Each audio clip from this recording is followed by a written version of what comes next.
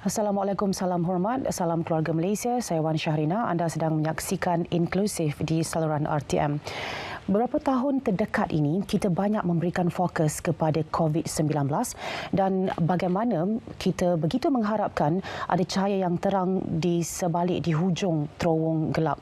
Waktu ini, tahun ini, pada masa kita telah pun mungkin sudah boleh menerima COVID-19 dan hidup bersama-sama dengannya, rupa-rupanya ombak-ombak susulan yang tercetus daripada tsunami pandemik baru saja tiba ke pantai kehidupan kita dan hidup masih lagi sukar. Saya bercakap secara khusus berkenaan dengan cabaran ekonomi dan terutamanya di negara kita. Untuk anda malam ini, Inklusif membawakan Yang Berhormat Senator Tengku Datuk Seri Utama Zafrul Tunku Abdul Aziz, Menteri Keuangan Malaysia. Apa khabar, Datuk Seri? Baik, Wan Syahrina. Terima kasih sekali lagi kerana bersama-sama kami. Dan 2022, rupa-rupanya, Datuk Seri, masih lagi satu lagi tahun yang mencabar untuk kita. Dan saya kira antara yang paling utama ialah berkenaan dengan kenaikan kos sara hidup. Ia menekan semua lapisan keluarga Malaysia. Jadi kalau boleh kita tahu sebagai pembukaannya, sejauh mana kerajaan memerhati dan juga berusaha untuk menangani isu ini untuk membantu rakyat. Terima kasih, Wan Syahrina. Kalau kita lihat tahun 2022 ini merupakan tahun pemulihan ekonomi kita ya, berbanding dengan tahun 2021 dan juga tahun 2020. Kita telah membuka semula aktiviti ekonomi kita dan juga kita telah membuka sempadan antarabangsa kita. Jadi kita dapat lihat bahawa peniaga-peniaga kita, perniagaan telah mula kembali kepada pre ataupun pra pasca COVID-19. Momentum pemulihan ekonomi ini kita dapat lihat ya dari pada masa suku pertama pada tahun ini, tahun 2022, KDNK telah bertumbuh sebanyak 5%, dan kita mensasarkan bahawa tahun 2022 ini KDNK 2, KDNK second quarter, suku kedua pun lebih kukuh lagi sebenarnya daripada KDNK pertama. Jadi unjuran kita masih lagi antara 5.3 dan 6.3% ini unjuran pertumbuhan KDNK pada tahun ini. Jadi insya-Allah pemulihan ekonomi ini jelas bukan saja dari segi KDNK tetapi malah dari segi pekerjaan juga. Kadar pengangguran kita pada bulan Mei 2020 adalah pada tahap 5.3%, dan sekarang ini adalah 3.9%. Sasaran kita sebenarnya 4%. Jadi kalau kita lihat di sini, memang ekonomi kita menunjukkan tanda-tanda pemulihan. Tetapi seperti yang Wan sebut tadi, ekonomi global semakin mencabar. Ya. Konflik Ukraine dan Rusia mengakibatkan kenaikan harga-harga bahan mentah, especially terutamanya minyak dan sebagainya, ya, arang batu. Dan juga kita dapat lihat apa yang berlaku di China, ya, di mana polisi di negara China mengenai COVID ni dia zero tolerance kan, kepada COVID, dan ini sedikit sebanyak telah mengganggu rantai yang bekalan, dan negara China adalah penting kepada trade kita, ya, ia adalah negara terbesar trade dengan Malaysia, ya. Dan juga kalau kita lihat dari inflasi tadi, Wan ada menyebutkan mengenai inflasi pada tahun ini, untuk Malaysia juga dijangka kadar inflasi adalah antara 2.2 hingga 3.2%, ya. Dan kita telah melihat pada tempoh 6 bulan pertama tahun 2022 kadar inflasi lebih kurang 2.5%. Ini maknanya kita selaraslah dengan unjuran rasmi, dan kadar inflasi di Malaysia berbanding dengan negara-negara lain jauh terkawal, ya. Kalau kita lihat di negara-negara maju seperti Amerika Syarikat dan Eropah telah lebih kurang 9%, ya, sekarang. Dan juga negara-negara jiran kita, ya, Filipina, Singapura dan Thailand juga telah mencecah 6%.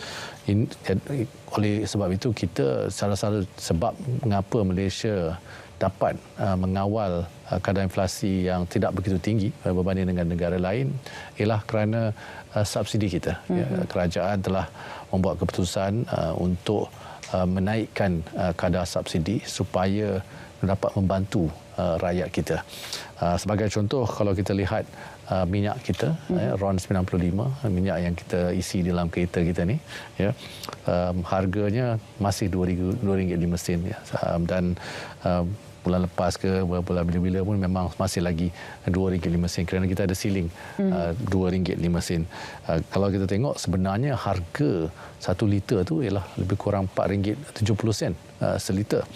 Ini bermakna setiap liter yang kita isi dalam kereta kita atau motosikal kita, kerajaan tampung sebanyak RM2.65 ya. Lebih dari separuh. Lebih dari separuh, betul. Dan harga ini dikekalkan kerana kita naikkan subsidi kita. Jadi subsidi petrol, produk petroleum ni dianggarkan lebih kurang 30 ataupun hampir 31 bilion ringgit pada tahun ini. Subsidi ini untuk semua, bukan saja untuk golongan B40 dan M40 tapi juga golongan T20. Dan sebenarnya golongan T20 ni adalah penerima manfaat terbesar subsidi. Dan subsidi ini bukan saja subsidi RON 95 tetapi juga kita dapat kita lihat dengar pasal subsidi minyak masak, subsidi minyak masak yang RM2.50 per kg. Subsidi minyak masak pun akan mencecah 4 bilion ringgit. Dan sebelum ini kita tidak pernah pun memberi subsidi ayam dan telur. Ayam dan telur subsidinya akan mencecah 1.1 bilion ringgit. Sebelum ini pun kerajaan tidak pernah memberi subsidi elektrik. Subsidi elektrik pun akan mencecah 5.8 bilion ringgit. Jadi subsidi-subsidi ini akan mencecah 77.7 bilion ringgit. Tetapi saya rasa mungkin dengan kadar cara kita nak membantu rakyat mungkin akan sampai 80 bilion ringgit pada tahun ini. Ini subsidi yang besar inilah yang telah dapat membantu kita mengelakkan kadar inflasi yang terlalu tinggi untuk negara kita. Tapi dalam masa yang sama juga kita cuba untuk memahami bahawa peningkatan subsidi yang tinggi akan memberikan kesan kepada hutang negara. Jadi bagaimana dengan situasi ini dan adakah kita sebenarnya dalam keadaan yang masih mampu untuk terus berhutang? Ya, benar. Memang subsidi ini akan mengurangkan ruangan fiskal negara kita ya, sehingga akhir Jun 2020. Kalau tadi Wan ada menyebut pasal kadar hutang kita di peringkat persekutuan ialah lebih kurang 1.045 trilion ringgit ya, itu besar dari segi jumlahnya. Tetapi kalau kita lihat daripada segi KDNK ia lebih kurang 63.8% kepada KDNK. Dan ini masih lagi di bawah had statutory kita iaitu 65% kepada KDNK. Dan kita lihat pada sejak krisis ini kerajaan kita telah memberi keutamaan ya kepada kita fokus balik kepada pemulihan ekonomi. Landasan pertumbuhan kita mesti teruskan. Kita mengumumkan bajet yang mengembang. Kita juga mengumumkan macam-macam inisiatif dan bantuan, pakej rangsangan untuk membantu pemulihan ekonomi. Even kalau kita lihat program vaksinasi, perbelanjaan telah dibuat. Jadi kita tidak mahu dari segi pembantuan itu dikurangkan pada masa rakyat memerlukan. Namun begitu, seperti saya sebut tadi, subsidi itu dah mencecah 80 bilion ringgit. Kalau kita lihat dari put into konteks perbelanjaan pembangunan pada tahun ini, peruntukan yang diberi ialah 76 bilion ringgit. Jadi perbelanjaan subsidi lebih daripada peruntukan perbelanjaan pembangunan ini. Perbelanjaan pembangunan ini nak membina sekolah, jalan raya, hospital dan sebagainya. Sebab itu amatlah penting untuk kerajaan dalam jangka masa panjang ya, merangka mekanisme subsidi yang lebih bersasar supaya kita memberi manfaat kepada mereka yang betul-betul memerlukan. Ini jangka masa panjang. Perkhidmatan tersebut yang kita boleh gunakan ialah kita boleh gunakan untuk mereka yang betul-betul memerlukan dan juga untuk pembelanjaan pembangunan yang memang negara memerlukan. Contohnya dalam pendidikan, sektor kesihatan dan juga pengangkutan awam. Okey. Baru-baru ini antara perkara yang disebut rakyat juga lah berkenaan dengan peningkatan OPR oleh Bank Negara ke 2.25%. Jadi untuk kita memahami yang ini pula, Datuk Seri, bagaimana sebenarnya kenaikan OPR ini membantu dalam mengurangkan tekanan inflasi kepada negara? Ya. Sekali lagi saya ingin kita nak buat pembandingan dulu sebelum saya menjawab soalan itu. Mari kita bandingkan dengan negara maju seperti Amerika Syarikat.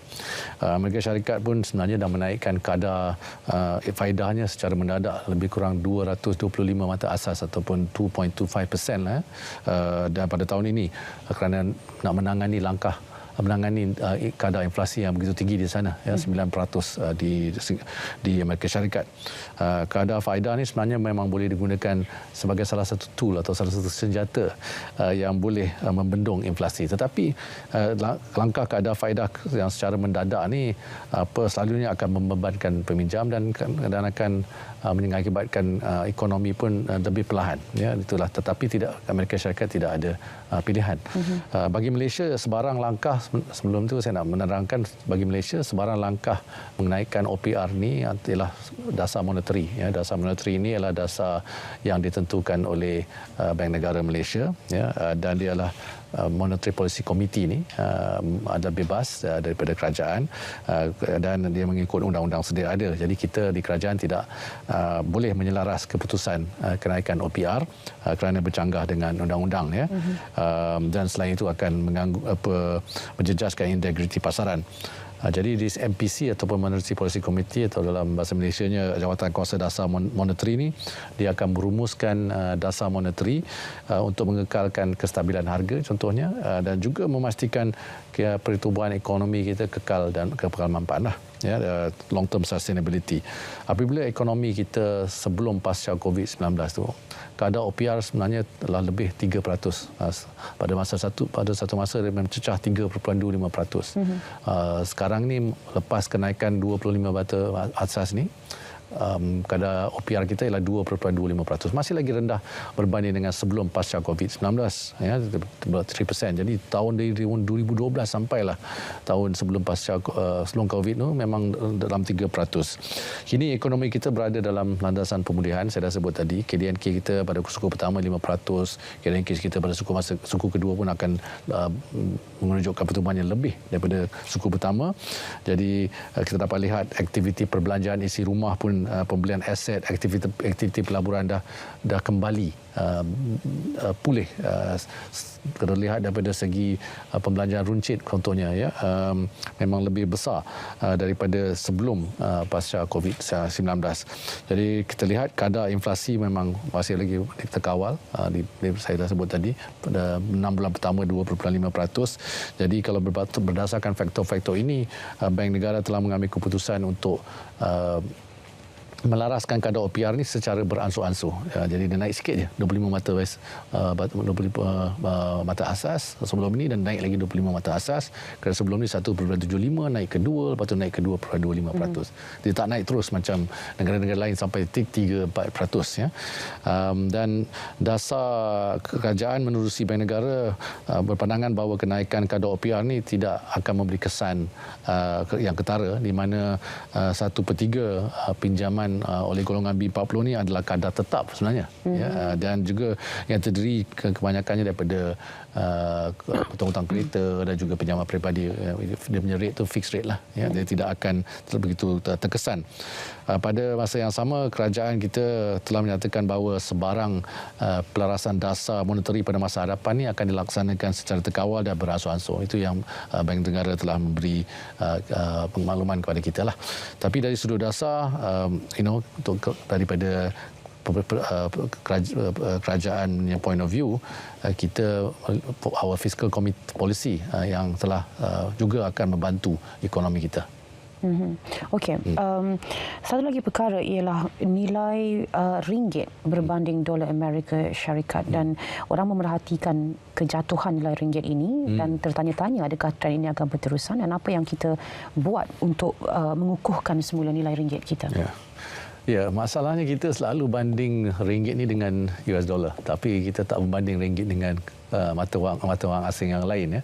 Memanglah kalau kita berbandingkan ringgit dengan US dollar, ringgit telah terkesan, ya, akibat pasaran kewangan global yang terus mengentat. This is the tightening global financial condition. Saya tadi baru sebut bahawa kadar faedah Amerika Syarikat naik sampai 275 mata asas, ya. Jadi oleh itu banyak menguatkan lagi mata wang US dollar, dan pelabur juga perlu berhati-hati lagi dari segi apa yang berlaku di Rusia dan Ukraine, risiko di sana dan juga pertumbuhan global. Ya. Jadi namun situasi ini kalau kita lihat bukan saja menjejaskan mata wang kita tetapi juga mata wang asing yang lain. Kalau kita lihat daripada saya ada data sini 3 Ogos yang itu yen telah jatuh 14%, pound sterling jatuh 10%, euro jatuh 10%, won Korea jatuh 9%, peso Filipina pun jatuh, Thai baht pun jatuh, dolar New Zealand pun jatuh. Jadi kita sebagai negara yang kecil, ekonomi yang terbuka memang juga akan terkesan.